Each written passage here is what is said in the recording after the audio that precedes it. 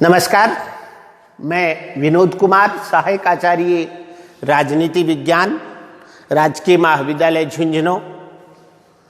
आज इस व्याख्यान के माध्यम से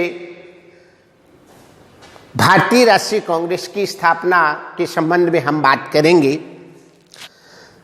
जैसा आप सभी को विदित है कि भारतीय राष्ट्रीय कांग्रेस की स्थापना 28 दिसंबर 1885 को हुई थी, किंतु हम देखते हैं कि भारतीय राष्ट्रीय कांग्रेस की स्थापना कोई अप्रत्याशित घटना या ऐतिहासिक दुर्घटना नहीं है, बल्कि यह भारतीयों में जागृत राजनीतिक चेतना का परिणाम थी।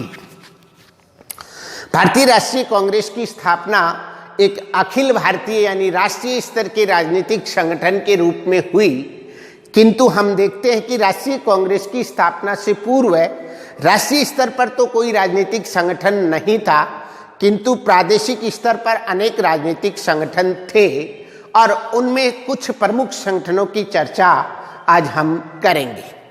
सर्वप्रथम हम बात करते हैं बंग भाषा प्रकाशक सभा। बंग भाषा प्रकाशक सभा की स्थापना बंगाल प्रेसिडेंसी में 1836 ईस्वी में हुई।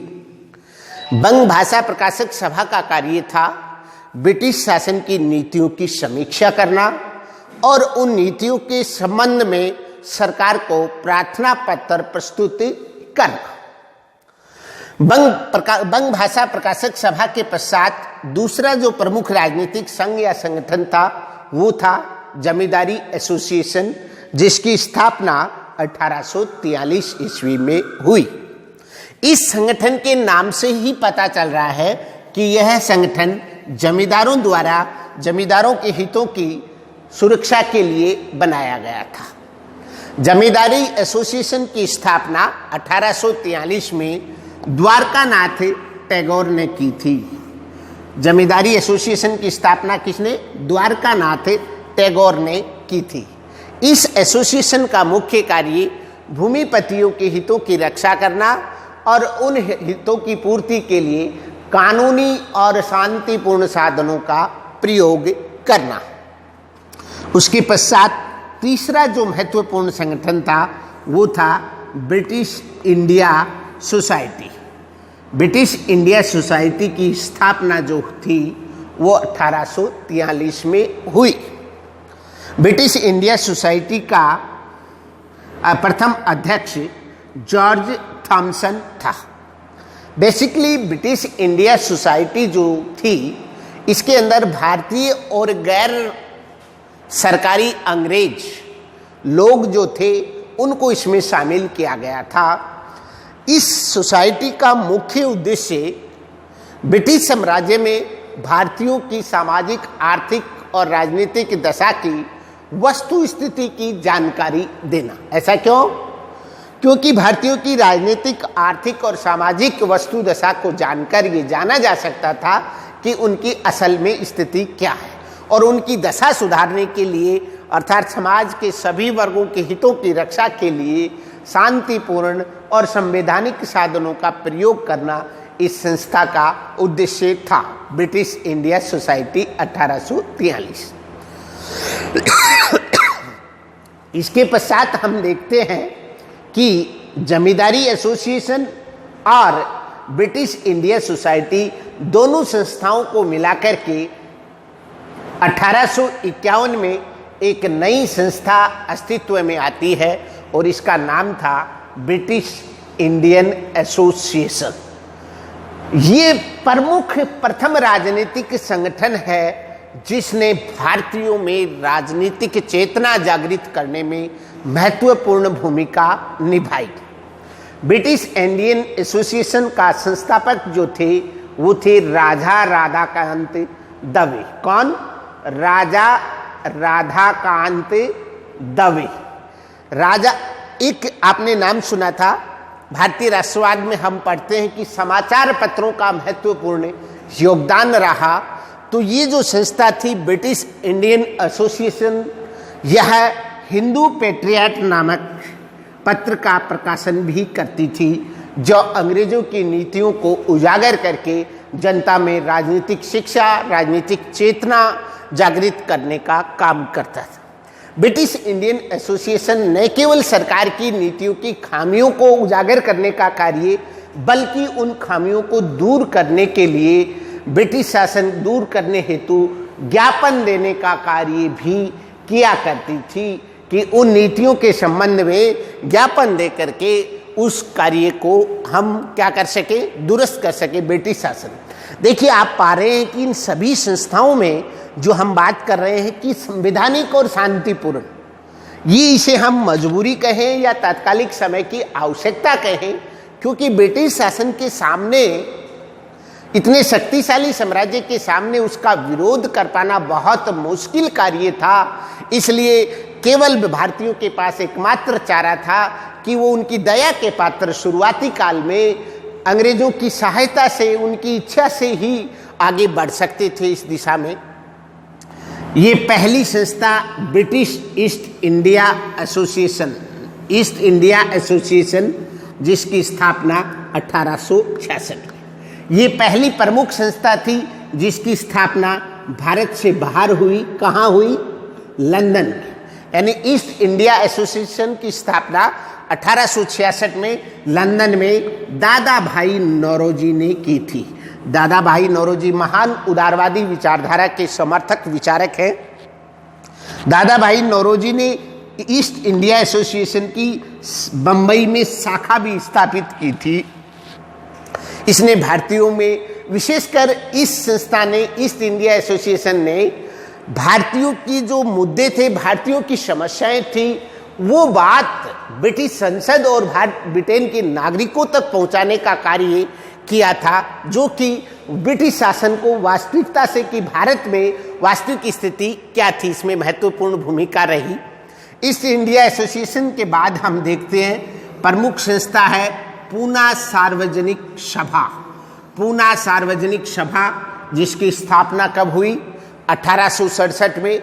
नाम से पता चल रहा है कहाँ हुई? पूना में। और पूना सार्वजनिक सभा की स्थापना किसने की? महादेव गोविंद रानाडे। पूना सार्वजनिक सभा इसलिए महत्वपूर्ण हो जाती है, क्योंकि ये पहली बार, इससे पूर्व की जो संस्थाएं थी उनका दायरा सीमित था, किंतु पहली बार पूना सार्वजनिक सभा में मध्यम वर्ग, व्यापारी और समाज के प्रत्येक तबके को समाहित करने का प्रयास किया गया। और इस संस्था ने सरकार के समक्ष या ब्रिटिश शासन के समक्ष जनता के मुद्दों को उठाया और सरकार को उनमें सुझाव करने के लिए सरकार और जनता के मध्य एक सेतु का कार्य किया था। और इसके बाद जो संस्था है आती है वो है इंडियन लीग। इंडियन लीग की स्थापना 1875 में बंगाली बाबू शिशिर कुमार घोष ने की थी। जिस प्रकार से इंडियन एसोसिएशन का मुख्य पत्र था हिंदू पेट्रियाट, वैसे ही राष्ट्रीय आंदोलन में महत्वपूर्ण भूमिका निभाने वाली पत्रिका अमृत बाजार पत्रिका का प्रकाशन भी इंडियन लीग के द्वारा किया गया था। मोटे तौर पर उस इंडियन लीग का उद्देश्य भारतीयों में राष्ट्रीयता की भावना का विकास करना और उनको राजनीतिक शिक्षा प्रदान करना था। यानी इंडियन लीग की स्थापना का उद्देश्य था भारतीयों में राष्ट्रीयता की भावना का विकास हो और उनको राजनीतिक शिक्षा प्रदान की जाए। 1876 में यही इंडियन लीग इंडियन एसोसिएशन के रूप में इसका स्थान, इंडियन लीग का स्थान इंडियन एसोसिएशन ने ले लिया जुलाई 1876 में। और इंडियन एसोसिएशन की स्थापना किसने की? सुरेंद्र नाथ बनर्जी एवं आनंद मोहन घोष। यहाँ ये समझना चाहिए कि इंडियन एसोसिएशन ने इस बात को साबित कर दिया था कि अब भारत में राष्ट्रवाद का उदय होने से कोई नहीं रोक सकता। क्यों? क्योंकि सुरेंद्र नाथ बनर्जी, आपने नाम सुना होगा, सुरेंद्र नाथ बनर्जी वह व्यक्ति हैं जिन्होंने आईसीएस की परीक्षा पास की थी, असम के कलेक्टर थे। इनको अंग्रेजों ने इस मंशा के साथ कि भारतीय उच्चस्थ पदों पर न पहुंच जाएं, इनको कलेक्टर पद से हटा दिया था। और तब इन्होंने एक व्यापक स्तर पर इस बात के लिए जनजागृति फैलाई और इन्होंने एक इंडियन एसोसिएशन की स्थापना की और जिसका मुख्य उद्देश्य था सर्वसाधारण को इस राष्ट्रीयता के आंदोलन में, इस राष्ट्रवादी आंदोलन में सम्मिलित करना। इंडियन एसोसिएशन द्वारा चलाया गया पहला प्रमुख आंदोलन सिविल सेवा आंदोलन था, जो 1877-78 में चलाया गया था।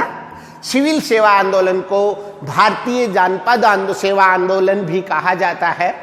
ये आंदोलन प्रथम राष्ट्रीय आंदोलन है भारत का, जिसकी राष्ट्रीय स्तर पर इस आंदोलन को चलाया गया। इस आंदोलन का चलाए जाने का प्रमुख कारण जो था वो था 1877 में ब्रिटिश शासन ने सिविल सेवा आईसीएस परीक्षा में बैठने की उम्र 21 वर्ष से घटाकर 21 वर्ष से घटाकर 19 वर्ष कर दी थी, ताकि ब्रिटिश भारतीय जो है वो लंदन जाकर के इतनी छोटी उम्र में इस परीक्षा में ना बैठ पाएं। तो उच्चस्थ पदों से पहुंचने से रोकने के लिए इसका विरोध किया सुरेंद्रनाथ बनर्जी, आनंद मोहन घोष।